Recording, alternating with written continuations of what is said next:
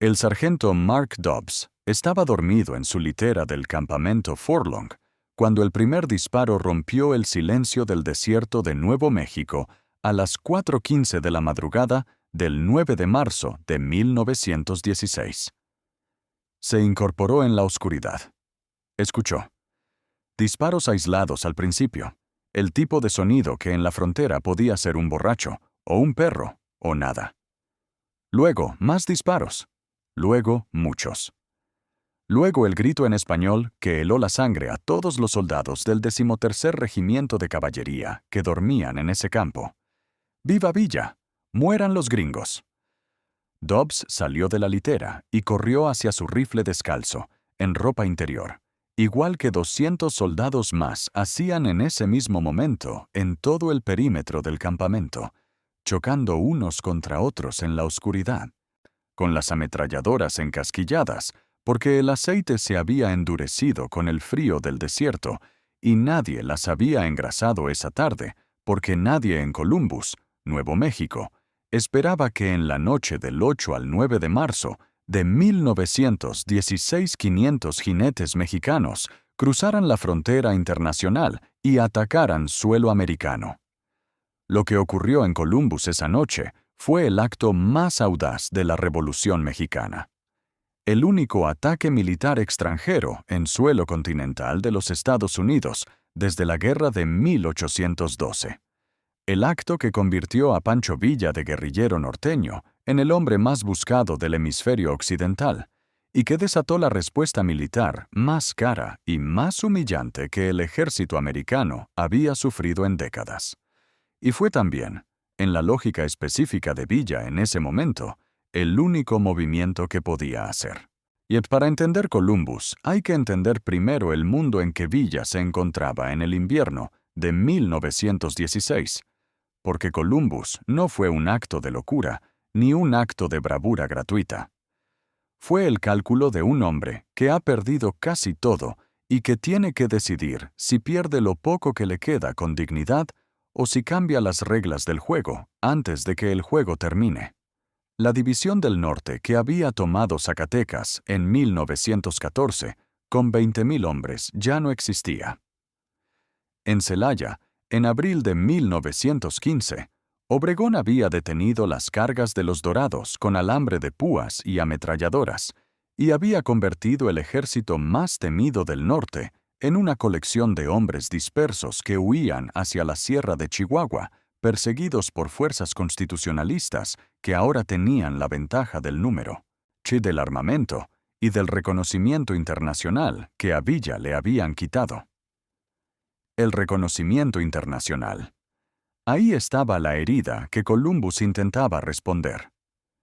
En octubre de 1915, el presidente Woodrow Wilson reconoció al gobierno de Carranza como el gobierno legítimo de México. Para Villa, que había protegido las propiedades americanas en el norte durante años, que había vendido ganado mexicano a compradores de Texas y Arizona, que había cultivado una relación con los agentes del Departamento de Estado americano, con la convicción de que esa relación era un activo estratégico que le protegía las espaldas mientras peleaba contra Huerta y luego contra Carranza.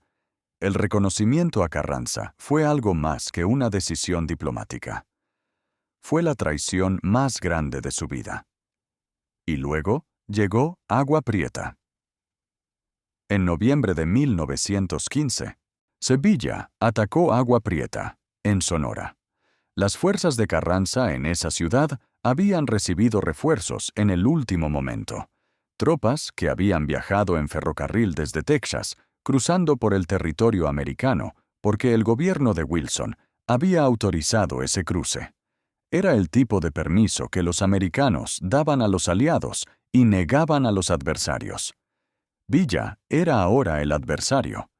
Sus Dorados cargaron contra posiciones que horas antes eran insuficientes para resistirlos y que ahora tenían los hombres y las armas que el cruce por territorio americano había hecho posibles.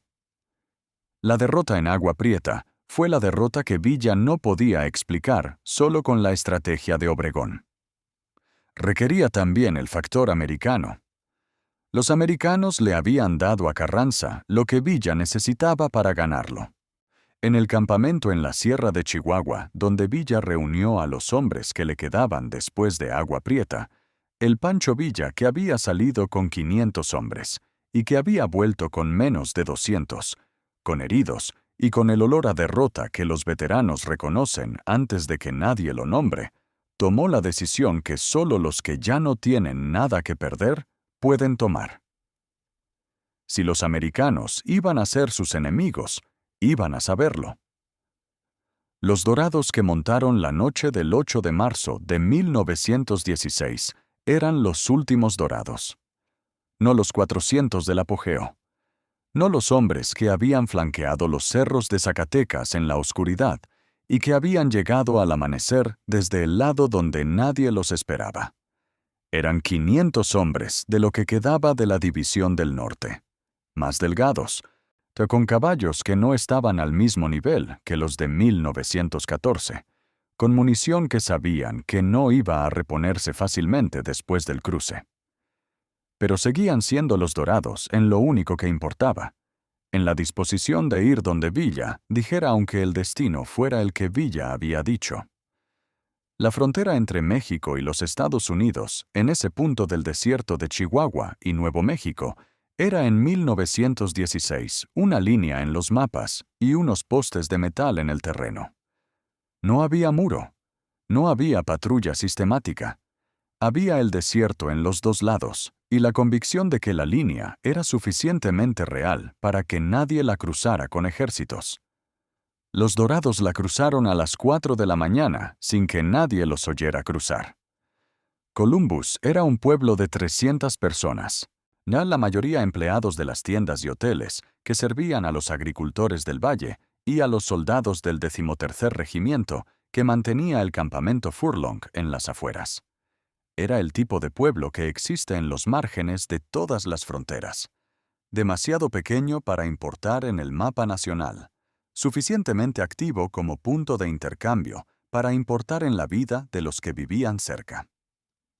El campamento Furlong tenía 540 soldados, números similares a los de Villa.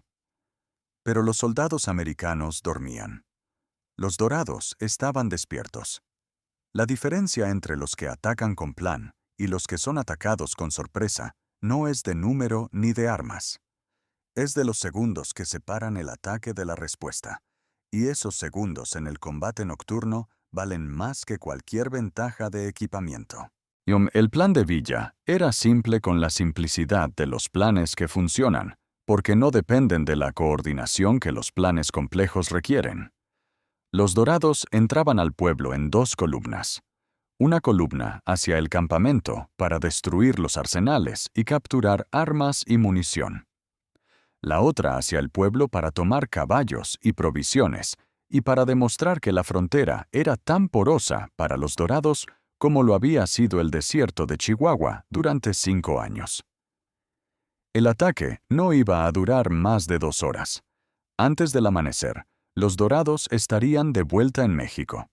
Lo que Villa no calculó fue el tiempo que tardaba el sargento Dobbs en llegar a su rifle. En los primeros minutos del ataque, Columbus ardía. Los dorados habían prendido fuego al hotel comercial, a la tienda de ropa de la calle principal, y varias casas en el perímetro. Las llamas iluminaban las calles con la luz anaranjada que convierte la noche en escenario y que en el combate nocturno es el factor que más transforma la ecuación. Los que estaban adentro del círculo de luz eran blancos visibles para los que estaban afuera. Los soldados americanos que salieron a defender el pueblo salieron hacia esa luz. Los dorados disparaban desde la oscuridad. Era la misma táctica que los dorados habían usado en docenas de noches en el desierto chihuahuense. El fuego como distractor y como iluminador del objetivo. La oscuridad como protección del que ataca. La habían practicado contra las guarniciones federales de Chihuahua y de Sonora, hasta que era instinto antes que procedimiento. Los soldados del 13º Regimiento eran profesionales. Eran también hombres que habían entrenado para guerras convencionales en campos abiertos, no para combates nocturnos en un pueblo en llamas contra jinetes que conocían la oscuridad como condición natural de su existencia. La resistencia se organizó más rápido de lo que Villa había calculado. El teniente John Ord, que mandaba la sección de ametralladoras del campamento, logró desencasquillar una de las piezas y montarla en posición en menos de 10 minutos del inicio del ataque. Era un tiempo extraordinario para las condiciones de esa noche. Era también el tiempo que cambió el resultado. La ametralladora abrió fuego sobre la calle principal de Columbus, donde los dorados tenían concentrada su mayor densidad. Los caballos cayeron. A los jinetes que cayeron con ellos o que quedaron a pie en las calles iluminadas por los incendios eran vulnerables de la manera en que los jinetes a pie nunca lo son cuando están a caballo. Villa observaba desde una posición elevada en el borde del pueblo. Vio a la ametralladora trabajar. Calculó que el tiempo que le quedaba en Columbus se estaba agotando con la velocidad que produce el equilibrio que se invierte. Los dorados habían tenido la ventaja de la sorpresa. La sorpresa se estaba terminando. Dio la orden de retirada. Los dorados que podían montar, montaron. Los heridos que podían subir a un caballo, subieron. Los que no podían subir a un caballo, quedaron en Columbus. Algunos muertos, algunos capturados, algunos heridos entre los escombros de las casas que ardían. El ataque había durado 90 minutos.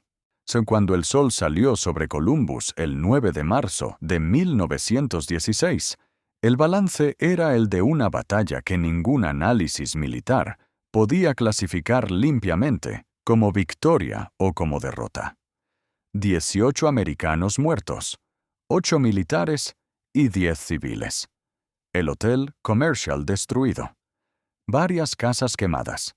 El campamento Furlong con bajas propias, pero con sus arsenales intactos, porque la columna que había intentado tomarlos había sido rechazada antes de llegar a ellos.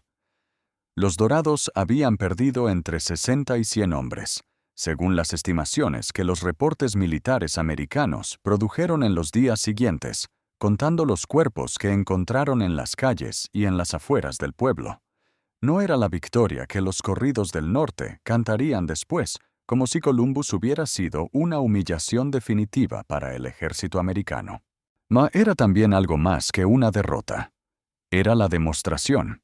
Y la demostración era lo que Villa había ido a hacer. La noticia llegó a Washington como llegan las noticias que los presidentes no quieren recibir.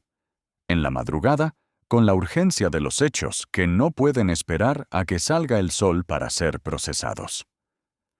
El secretario de Guerra, Newton Baker, llamó al presidente Wilson. Wilson escuchó el informe completo. Ataque en territorio americano. 18 muertos. El ejército de un país extranjero había cruzado la frontera y había quemado un pueblo americano. La presión política que siguió en las horas posteriores fue del tipo que no deja opciones. El Congreso, la prensa, la opinión pública, todos pedían lo mismo con la unanimidad que produce el ataque extranjero en suelo propio. Respuesta: inmediata, contundente, la que demostrara que los Estados Unidos no toleraban lo que Columbus había demostrado que podía ocurrir. Wilson ordenó la expedición punitiva. El general John J. Pershing, apodado Black Jack por sus años de comando de tropas negras en las guerras indias y en Cuba, cruzó la frontera el 15 de marzo de 1916 al frente de 10,000 soldados. Era la fuerza militar más grande que los Estados Unidos habían concentrado en la frontera sur desde la Guerra Mexicana de 1846. Traían camiones Dodge, motocicletas, aviones de reconocimiento del tipo que Orville Wright había volado por primera vez 13 años antes, artillería de campaña, comunicaciones por radio que permitían coordinar columnas separadas por decenas de kilómetros. Era el ejército más moderno del continente, persiguiendo a 500 jinetes en el desierto, que esos jinetes conocían como la palma de su mano. No los atraparon. Lo que siguió fue el episodio más extraordinario de la carrera de Villa, más extraordinario incluso que Zacatecas o que Columbus, porque demostró algo sobre los dorados y sobre Villa que ninguna batalla ganada podría haber demostrado tan claramente: que el conocimiento del terreno no es un activo que se tiene o no se tiene. Es el activo que hace posibles todos los demás, cuando todos los demás se han perdido. La División del Norte de 1916 no tenía los 20.000 hombres de 1914. No tenía los trenes blindados, los cañones Schneider-Canet, los dorados de Tierra Blanca. Tenía el desierto de Chihuahua. Y el desierto de Chihuahua era suficiente. Yates Pershing organizó su expedición con el rigor del oficial que conoce la logística y que sabe que 10.000 hombres en el desierto necesitan agua, combustible, alimento y comunicaciones en cantidad que el desierto no provee espontáneamente. Diseñó columnas de avance, estableció depósitos de suministros en la frontera, desplegó aviones de reconocimiento para buscar desde el aire al objetivo que la densidad del terreno hacía invisible desde el suelo. Los camiones Dodge, que el ejército americano confiaba para mover suministros por el desierto de Chihuahua, encontraron que el desierto de Chihuahua no había sido diseñado para camiones Dodge. Los caminos que los mapas indicaban como transitables eran caminos en el sentido en que los usan los que los cartografían desde las ciudades. Líneas entre dos puntos. En el terreno eran surcos de polvo en verano y barrizales en invierno, que los camiones se hundían con la regularidad que produce el terreno, que no ha sido compactado para el peso que se le pide que soporte.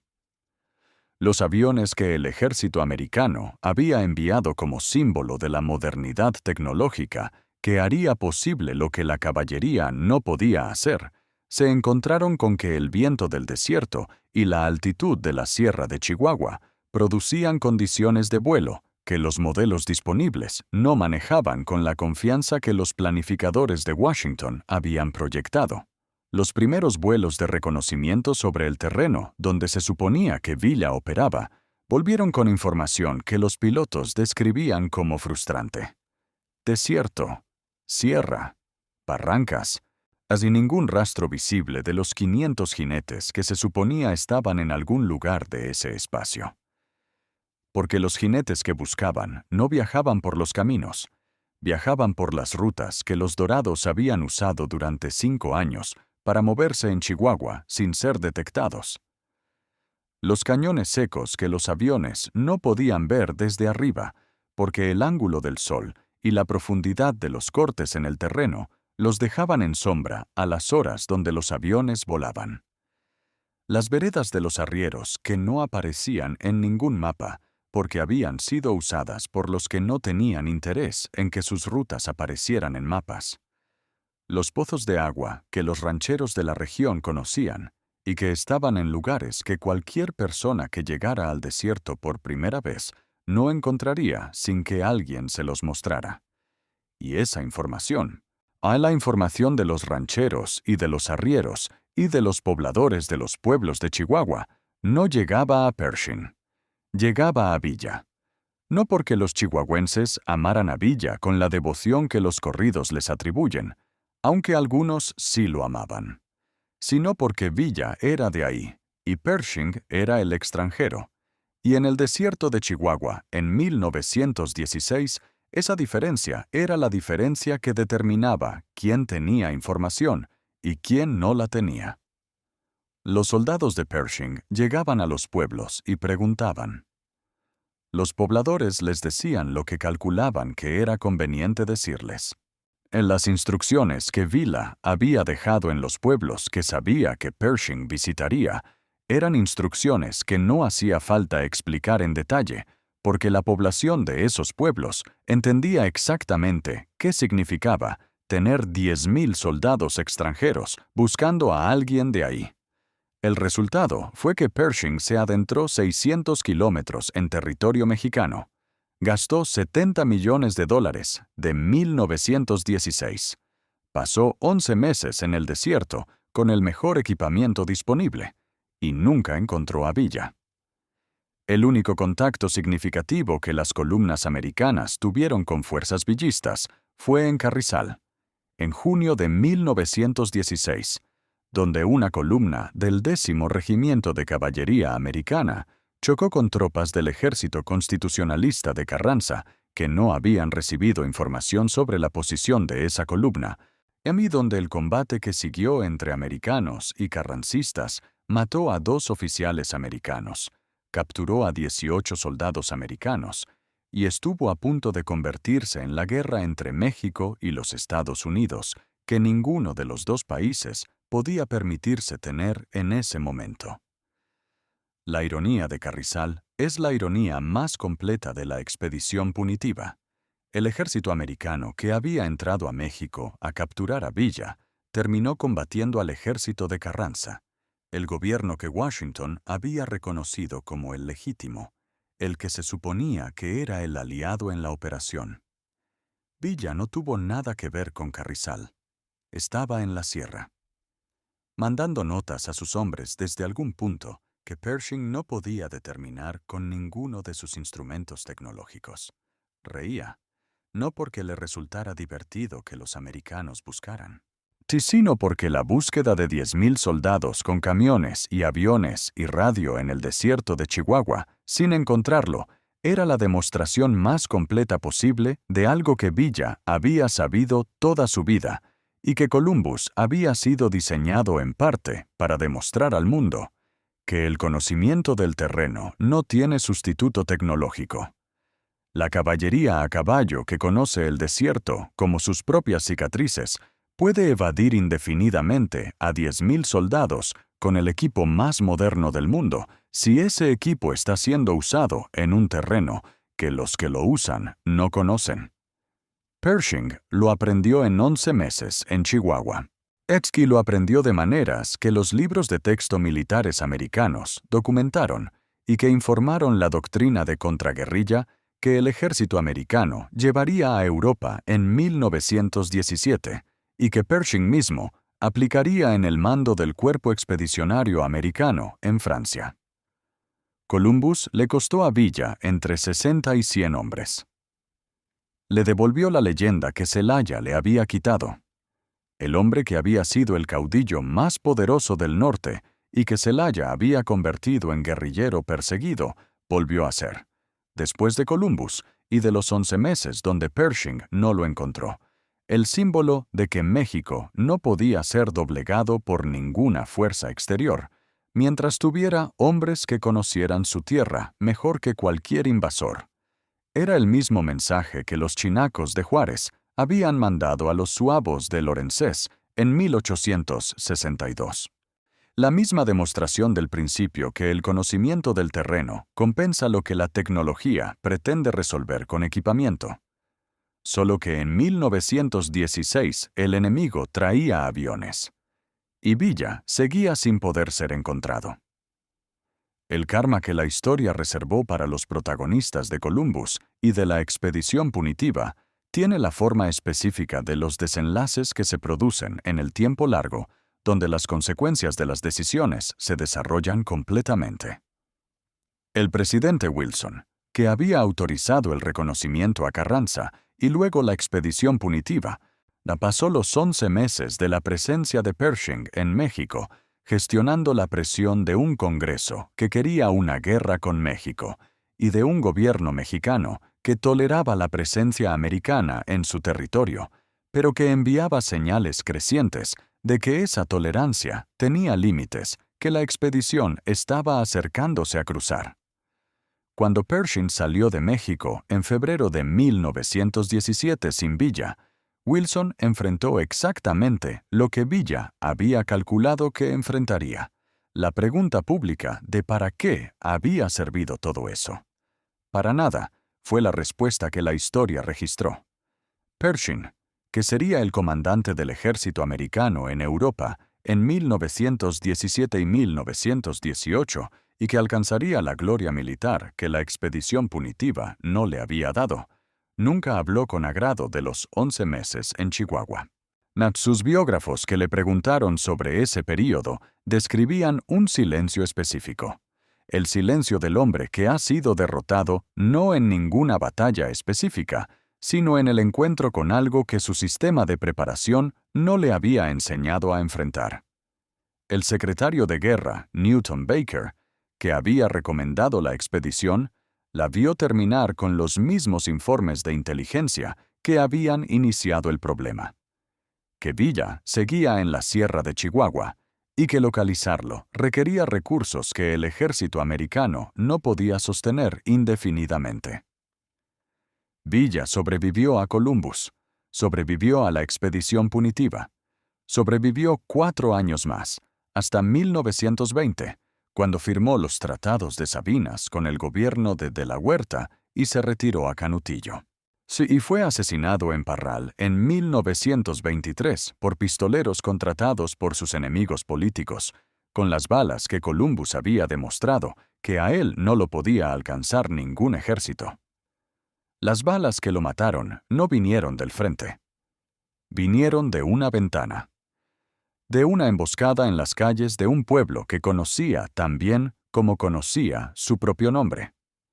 Era el final que corresponde a los hombres que han sobrevivido todo lo que puede sobrevivirse. Que lo que los mata no es el enemigo que enfrentan, sino el que no ven venir. Columbus está hoy en Nuevo México como un pueblo que existió antes del 9 de marzo de 1916 y que siguió existiendo después.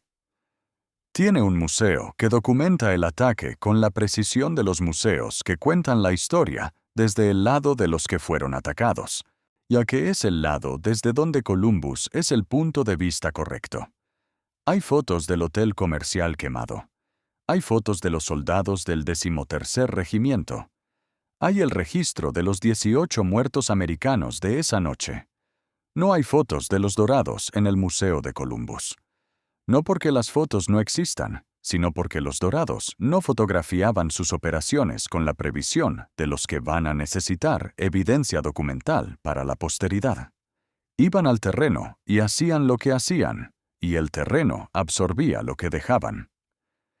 En el Museo del Lado Mexicano, en Palomas, Chihuahua, justo al sur de Columbus, la historia se cuenta diferente.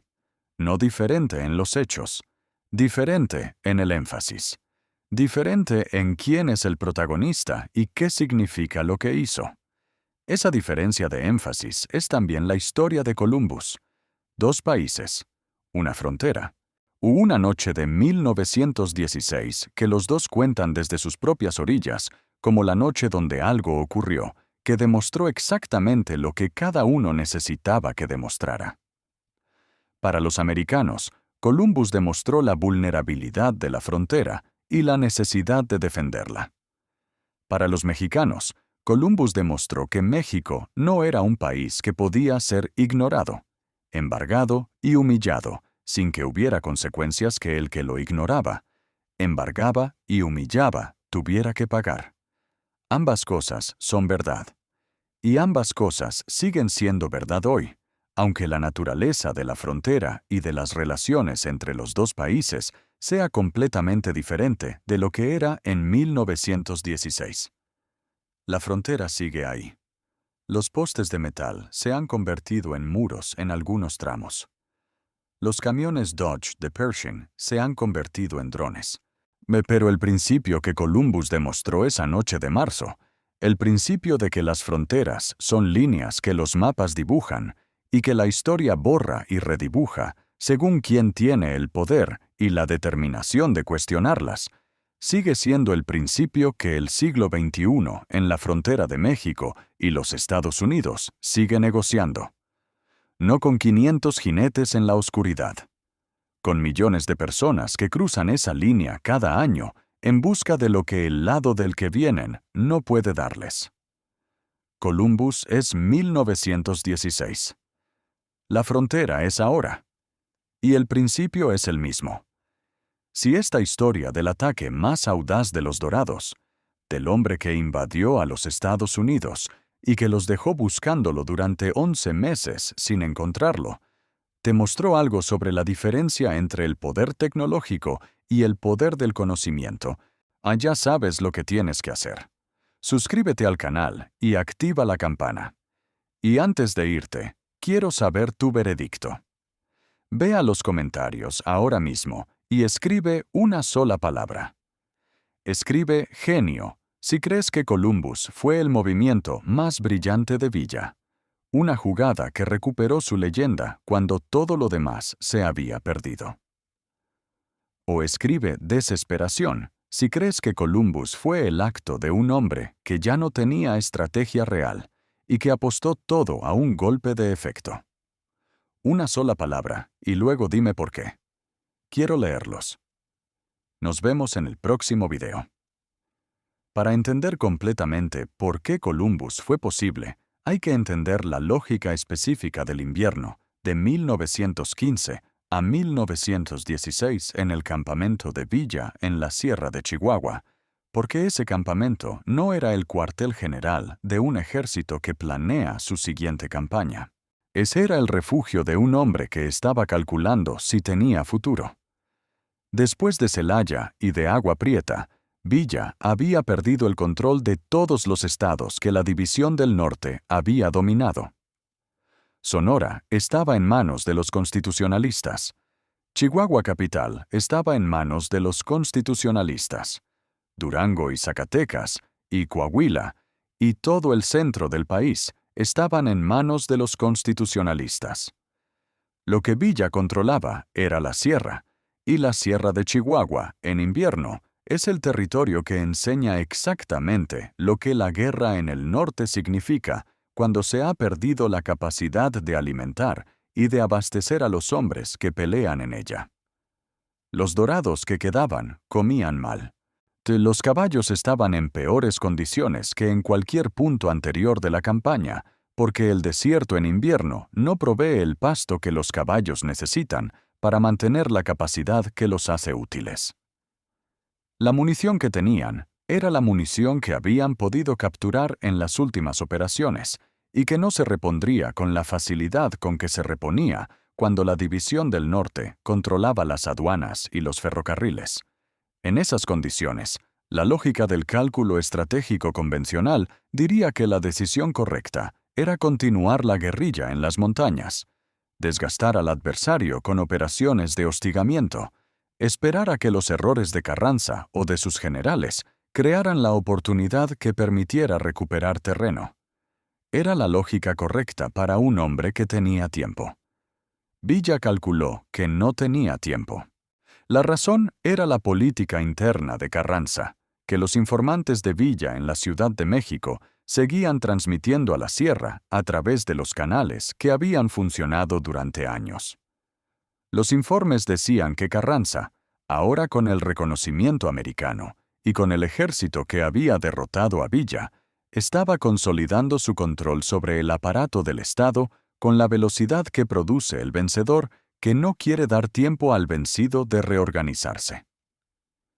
Cada semana que pasaba, la capacidad de Villa de ser una alternativa política y militar disminuía.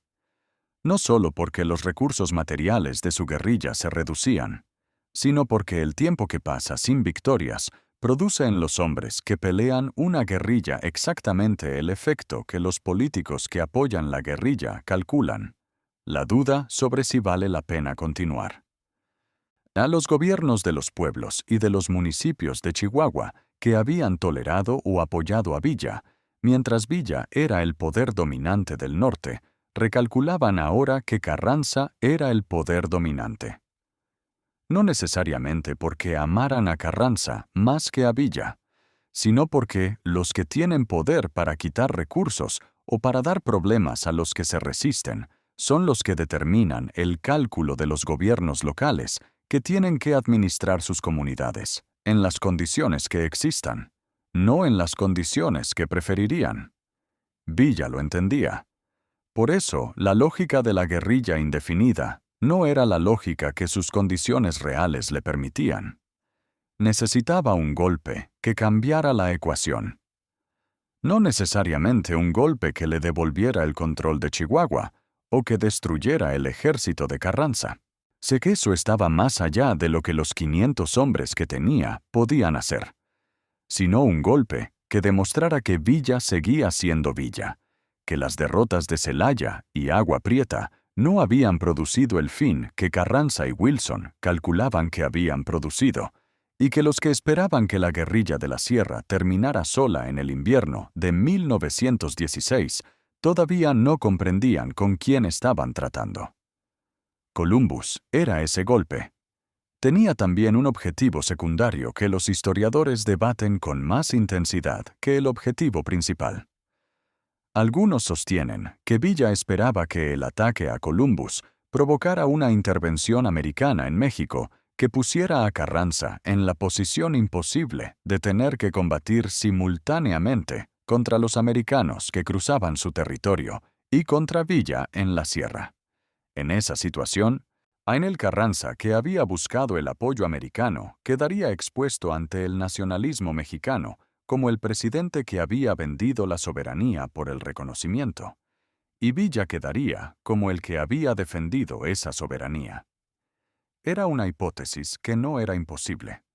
Era también una apuesta que dependía de que los americanos respondieran de una manera específica, que enviaran una expedición que Carranza no pudiera negarse a tolerar y que no pudiera controlar, y que esa expedición produjera los choques con el ejército constitucionalista que Carrizal eventualmente produjo, que esa hipótesis funcionara parcialmente, que los problemas entre Pershing y el ejército de Carranza llegaran en junio de 1916 al punto donde la guerra entre México y los Estados Unidos era posible.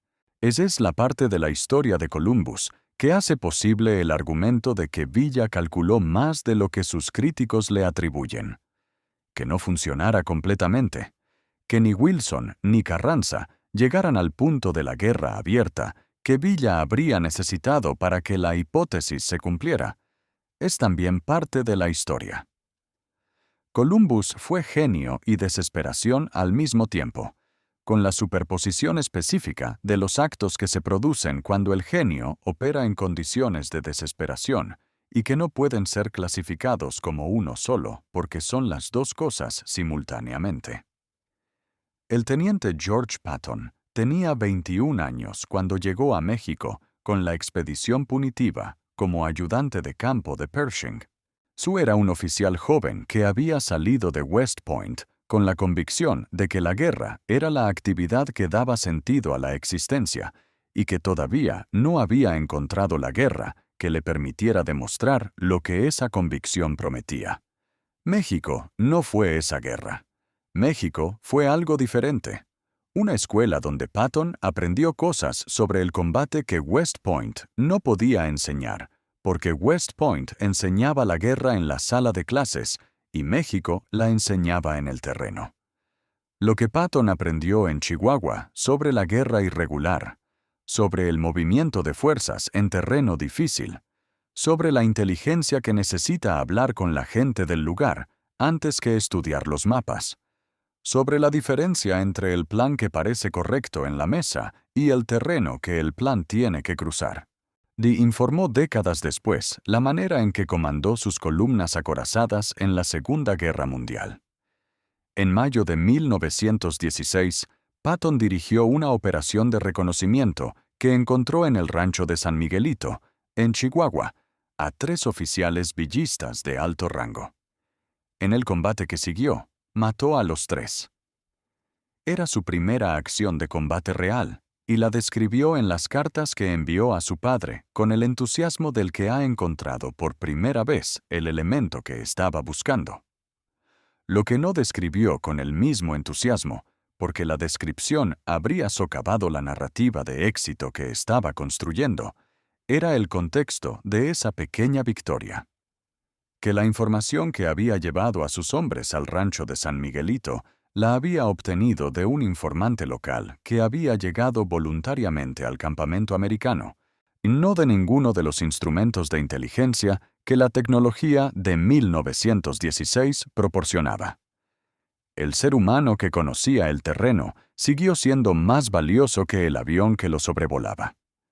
Esa lección era la lección que los Dorados llevaban aplicando desde 1913 y que la expedición punitiva aprendió de la manera más cara posible, gastando $70 millones en 11 meses para no encontrar al objetivo. Patton aplicaría esa lección 30 años después, en Francia y en Alemania.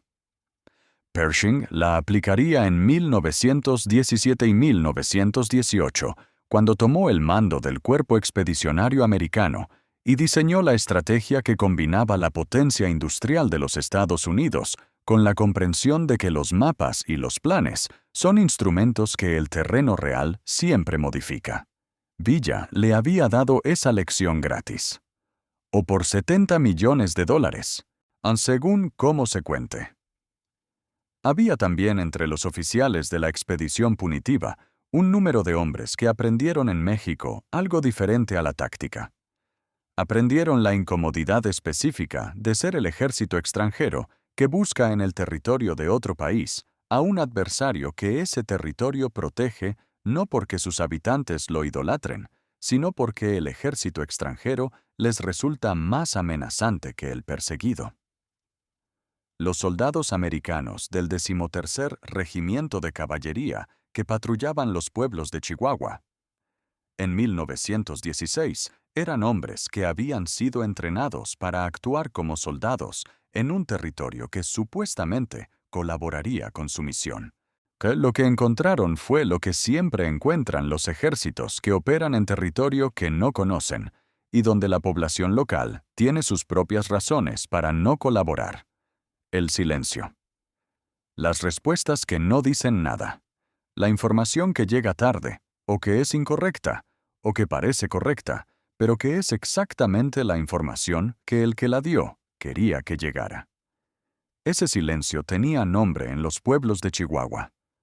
Se llamaba Pancho Villa. No porque la gente amara a Pancho Villa con la lealtad que los corridos describen, aunque algunos sí, sino porque Pancho Villa era de ahí y los soldados americanos no eran de ahí. Y en el desierto de Chihuahua, en 1916, esa diferencia era más grande que cualquier argumento sobre quién tenía razón y quién no. Los Dorados habían construido durante 5 años la red de información que hacía posible operar en ese desierto con la velocidad y la eficiencia que habían demostrado. Esa red no era un sistema formal de espionaje con agentes pagados y códigos secretos. Era la red de los que conocen al vecino, que conoce al siguiente vecino, y que saben que cuando necesiten saber algo, el vecino del vecino tiene la información que necesitan. Pershing no podía comprar esa red con los $70 millones del gobierno americano. Podía comprar informantes individuales, y lo hizo. Pero los informantes individuales, en un terreno donde todos saben quién habla con los extranjeros, son informantes que ofrecen la información que saben que no va a causarles problemas con los vecinos que saben que hablan con los extranjeros. La información útil no se vendía. Circulaba sola, en el idioma del terreno que los Dorados hablaban y que Pershing no podía aprender en 11 meses. La noche del ataque a Columbus tiene detalles físicos que los reportes militares documentan con la precisión de los documentos oficiales, que tienen que establecer exactamente qué ocurrió para que los tribunales y las comisiones de investigación que vendrán después puedan trabajar con hechos antes que con reconstrucciones.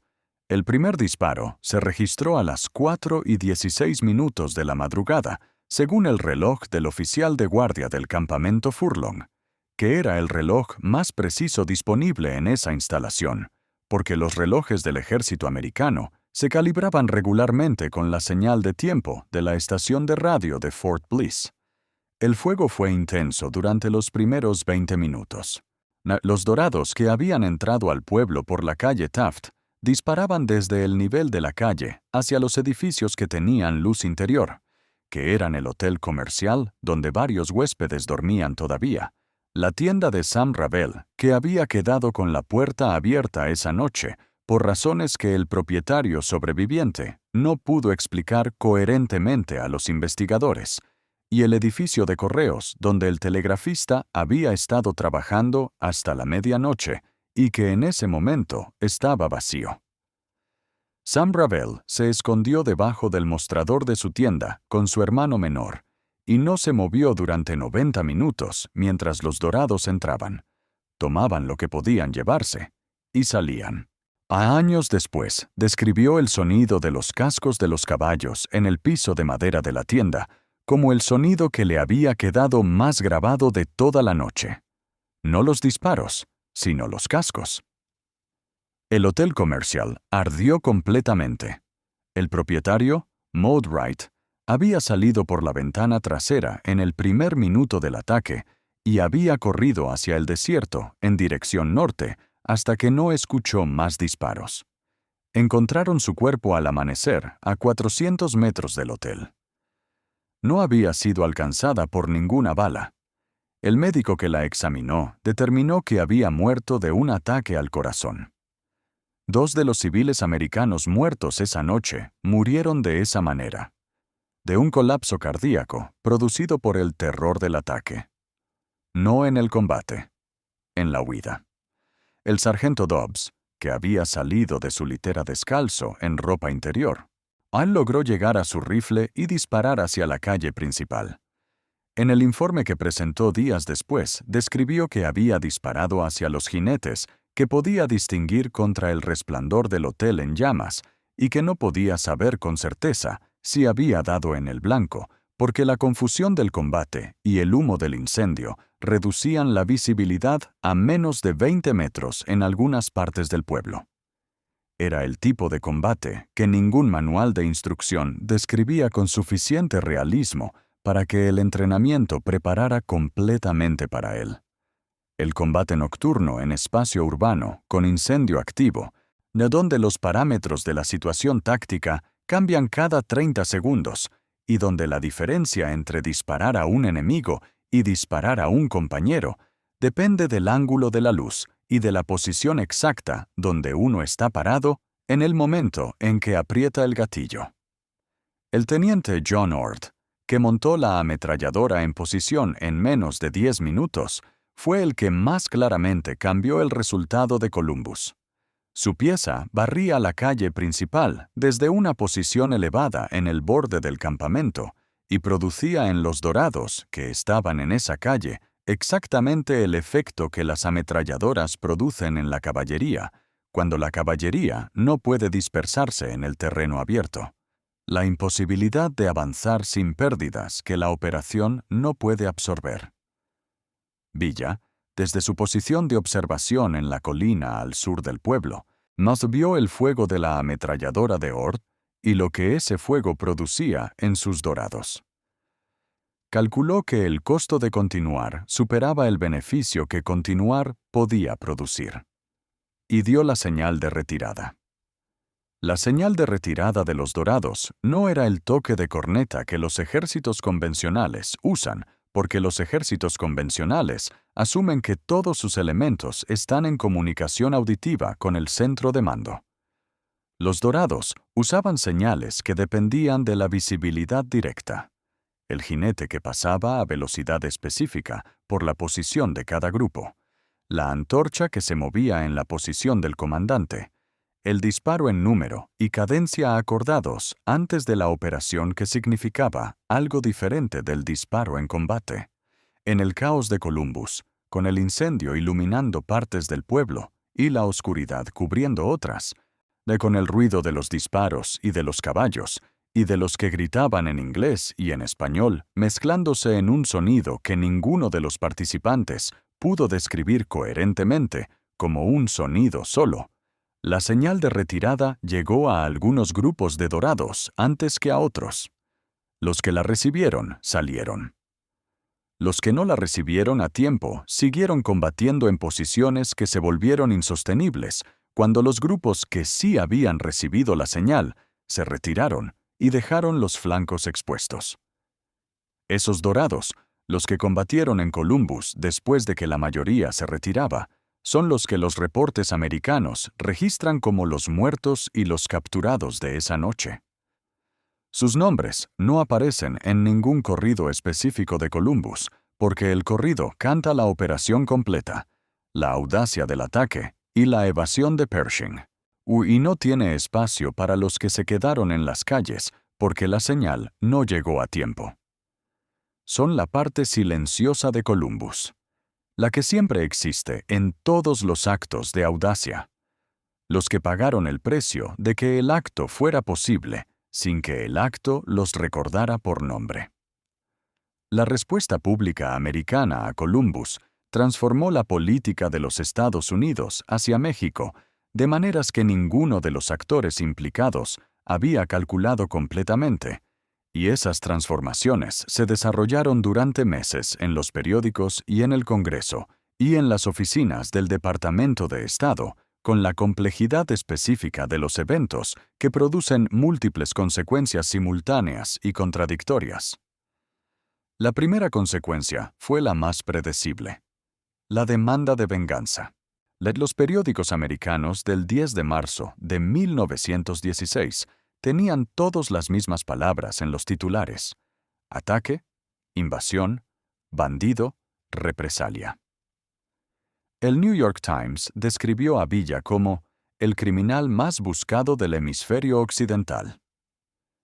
El San Antonio Express publicó el testimonio de los sobrevivientes de Columbus, con el detalle que los periódicos de la época usaban cuando el objetivo era producir indignación antes que información.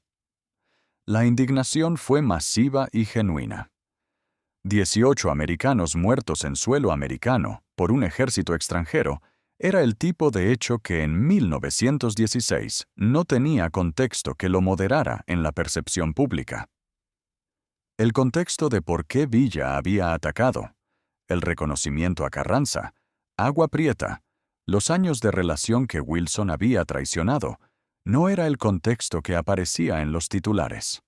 El contexto que aparecía era: Villa mató americanos en suelo americano. Ese contexto era suficiente para que Wilson no tuviera opción política de no responder militarmente. La segunda consecuencia fue menos predecible y más costosa para los que calculaban las relaciones entre los dos países: la ruptura definitiva entre Wilson y Carranza sobre la soberanía del territorio donde la expedición punitiva operaría. Carranza había tolerado el reconocimiento americano con la comprensión de que ese reconocimiento tenía un precio, que el gobierno de Washington esperaba de él la colaboración en la persecución de Villa. En los meses anteriores a Columbus, Carranza había dado señales de esa colaboración, dejando que las tropas que llegaban por ferrocarril desde Texas cruzaran por territorio americano, o cooperando con los agentes americanos que operaban en México buscando información sobre los movimientos de Villa. Pero colaborar con los americanos en territorio americano y permitir que 10,000 soldados americanos entraran en México y lo recorrieran durante 11 meses eran cosas de naturaleza completamente diferente. Carranza tenía su propia historia con el nacionalismo mexicano. Había hecho la revolución en parte contra la intervención extranjera que la intervención francesa había representado, y que el porfiriato había tolerado en formas menos dramáticas, pero igualmente reales. Tenía ministros y generales que le recordaban a diario que permitir la presencia americana en territorio mexicano era exactamente lo que los que habían apoyado a Huerta, en nombre del orden, lo acusaban de hacer. La posición de Carranza frente a la expedición punitiva fue la posición más incómoda disponible, suficientemente tolerante para que la expedición pudiera entrar y operar, suficientemente resistente para que Carranza pudiera argumentar que no la había invitado, sino simplemente no la había podido impedir. Era la posición de un hombre que necesitaba el reconocimiento americano y que no podía parecer que lo había comprado con la soberanía. Y fue exactamente esa posición la que Villa había calculado que Carranza necesitaría tener, y que lo pondría en la situación imposible de ser simultáneamente el aliado de los americanos y el defensor de la soberanía mexicana. Ve que el resultado fue Carrizal. el choque entre tropas americanas y carrancistas que estuvo a punto de convertir la expedición punitiva en la guerra que ninguno de los dos gobiernos quería, pero que ninguno de los dos sabía cómo evitar una vez que las columnas americanas empujaban más profundo en territorio mexicano y el ejército de Carranza respondía con la lógica de los que defienden su territorio de una invasión. Carrizal fue en junio de 1916. 2 meses después, en agosto, Wilson y Carranza negociaron los términos de la retirada americana con la discreción de los que necesitan terminar algo que empezó mal, sin que ninguno de los dos tenga que admitir exactamente qué tan mal empezó. La expedición punitiva comenzó su retirada hacia la frontera y salió de México en febrero de 1917. Villa nunca fue capturado. Esa frase sola, ¿o es la que Villa necesitaba que la historia pudiera decir? No que Columbus hubiera sido una victoria táctica, que no lo fue completamente. No que hubiera humillado al ejército americano, que es la exageración del corrido, sino que el ejército más poderoso del continente había entrado en su territorio con 10,000 soldados y tecnología que México no tenía y que en 11 meses no había podido capturarlo. Eso era suficiente. Más que suficiente. Era el tipo de resultado que en el cálculo de las guerras irregulares constituye la victoria, que el Estado que invierte los recursos no obtiene el objetivo que justificó la inversión, que los 10,000 soldados y los 70 millones de dólares y los 11 meses producen como resultado la misma situación que tenían antes, con la diferencia de que ahora Villa está vivo y Pershing está en retirada. En la lógica del poder, el que invierte más y no obtiene el objetivo, ha perdido, independientemente del número de batallas que haya ganado por el camino. Villa ganó Columbus sin ganar Columbus. Eso es lo que hace que Columbus sea la operación más extraordinaria de los Dorados, más que Tierra Blanca o que el flanqueo de Zacatecas, que fue diseñada para producir un resultado que no era la victoria táctica en el pueblo de Nuevo México, sino el efecto político y estratégico de haber forzado al ejército americano a entrar en México y de haber sobrevivido a ese ejército durante casi un año. Ese resultado se produjo, y Villa salió de Columbus con la leyenda intacta, que era exactamente lo que había necesitado recuperar. Existe un detalle de la expedición punitiva que los libros de texto mencionan como nota curiosa y que en realidad es la clave para entender por qué fracasó de la manera específica en que fracasó. Pershing tenía en su expedición a los primeros aviadores militares que el ejército americano había desplegado en una operación real. 8 biplanos Curtiss J. AN-3, que los oficiales de la expedición llamaban Jennies, y que se suponía que resolverían el problema que la caballería no había podido resolver: localizar a Villa en el terreno que la caballería tenía dificultades para cubrir. Los aviadores que volaron esos aviones sobre Chihuahua en marzo y abril de 1916 escribieron informes sobre sus misiones que están en los archivos del ejército americano y que son documentos extraordinarios, no por lo que dicen sobre Villa, sino por lo que dicen sobre los límites de la tecnología en el terreno incorrecto. Los Jennies habían sido diseñados para vuelo de entrenamiento en los llanos de Texas, donde el viento es predecible y la altitud es constante, y el terreno debajo del avión no cambia de perfil en 30 segundos. Chihuahua no era Texas.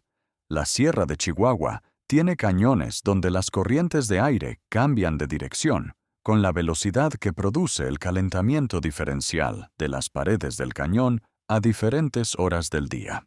Y los pilotos que intentaban volar a baja altitud sobre esos cañones para buscar los rastros de los Dorados encontraban que los controles del avión respondían a condiciones que sus instrumentos no habían sido diseñados para manejar.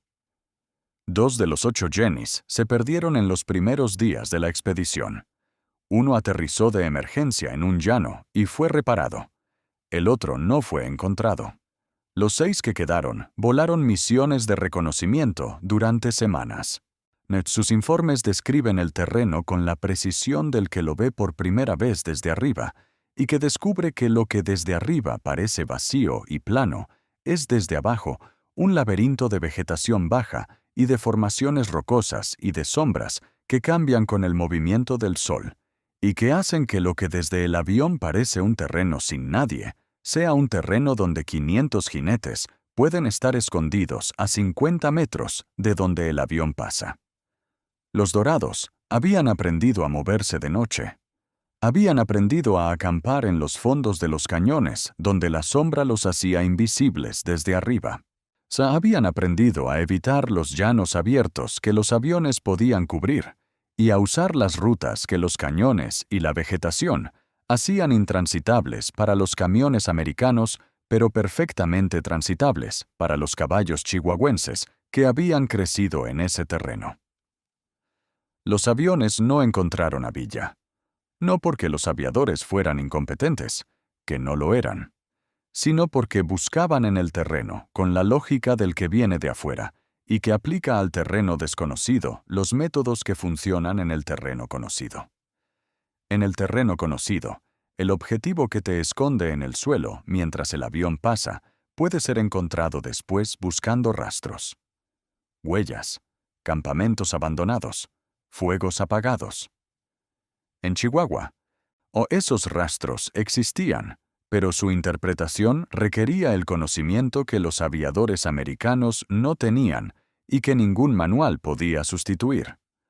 Las huellas que indicaban que un grupo grande había pasado por un punto podían significar que el grupo había pasado ayer o hace 3 días. En la Sierra de Chihuahua, la diferencia entre ayer y hace 3 días es la diferencia entre perseguir a alguien que sigue en la región y perseguir a alguien que ya está a 200 kilómetros en otra dirección. Los rastreadores locales que Pershing contrató para ayudar a los aviadores a interpretar las señales del terreno eran hombres que tenían esa lectura. Pero eran también hombres que vivían en esa región y que conocían a Villa y a los Dorados desde antes de la Revolución y que calculaban sus propios intereses con la prudencia de los que saben que el ejército americano se irá eventualmente y que los Dorados podrían no irse. Su lectura de las señales del terreno para Pershing era suficientemente útil para que la expedición no pareciera completamente ciega y suficientemente imprecisa para que la expedición no encontrara lo que buscaba. Era la neutralidad activa de los que tienen que existir después de que el visitante se vaya. Los Jennys fueron retirados de México en abril de 1916, cuando quedó claro que las condiciones de vuelo y el desgaste de los aviones hacían insostenible su operación. El ejército americano los sustituyó con aviones más modernos. Aún los aviones más modernos tampoco encontraron a Villa. La tecnología no encontró a Villa porque la tecnología busca lo que sabe cómo buscar. Y Villa era exactamente lo que la tecnología no sabía cómo buscar. El hombre que conoce el terreno más de lo que el terreno puede ser conocido desde afuera. Eso es Columbus. Eso es la expedición punitiva. Eso son los Dorados en su operación final y más audaz. El ejército que parecía intocable por su fuerza fue vencido por el conocimiento del suelo que pisaba. El conocimiento que los Dorados llevaban toda la vida construyendo. El que ningún Jenny podía ver desde arriba. Hay una imagen de la expedición punitiva que ningún fotógrafo americano capturó, porque ningún fotógrafo americano estaba en el lugar correcto en el momento correcto. Pero que los testimonios de los soldados americanos que la vieron describen con suficiente coherencia para que sea reconstruible. Era en algún punto del verano de 1916, en un pueblo de Chihuahua, cuyo nombre los testimonios no coinciden en identificar con precisión. Una columna de caballería americana pasaba por la calle principal del pueblo en dirección sur. Los lugareños miraban desde los portones de las casas con la expresión que los soldados americanos describían como imposible de leer. Ni hostil ni amigable. La expresión de los que observan sin tomar partido visible. En el borde de la plaza, sentado en el escalón de la iglesia, había un hombre viejo que sostenía un guitarro con el descuido del que no está tocando, sino simplemente tiene el instrumento en las manos por costumbre. Cuando la columna americana pasó, el hombre viejo comenzó a tocar. Los soldados americanos que hablaban suficiente español para entender la letra, describieron después que era un corrido de Pancho Villa. Uno de los corridos que en ese momento circulaban por toda Chihuahua sobre Columbus y sobre la expedición punitiva y sobre el hombre que el ejército más poderoso del mundo buscaba sin encontrarlo. El oficial que comandaba la columna oyó el corrido. Miró al hombre viejo. El hombre viejo siguió tocando sin cambiar la expresión. El oficial no hizo nada. ¿Qué podría haber hecho? Arrestar a un anciano por tocar una canción en la plaza de su pueblo sería el tipo de acto que confirmaría exactamente lo que el corrido decía sobre los americanos y que haría que al día siguiente hubiera 10 ancianos tocando el corrido en 10 plazas distintas. Siguió avanzando. El hombre viejo siguió tocando. Esa escena, el corrido que suena mientras la columna americana pasa y que el oficial no puede detener sin producir exactamente lo que quiere evitar, es la imagen que mejor resume la expedición punitiva y lo que Villa había calculado que produciría. No la derrota militar de los americanos, que no ocurrió, sino la demostración de que el terreno de Chihuahua era el terreno de Villa antes que el terreno de Pershing, y que el hombre que controlaba ese terreno controlaba también la narrativa sobre lo que estaba ocurriendo en él. Los corridos de Columbus no esperaron a que la expedición terminara para circular.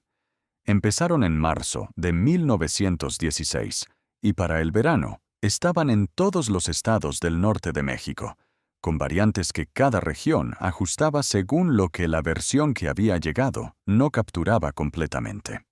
La velocidad con que los corridos se difundían en esa época sin radio ni grabaciones era la velocidad de la comunicación oral en los mercados y en las cantinas y en los caminos. Y esa velocidad en Chihuahua y Sonora y Coahuila y Durango producía la cobertura que los periódicos americanos producían en el otro lado. Villa sabía que eso pasaría.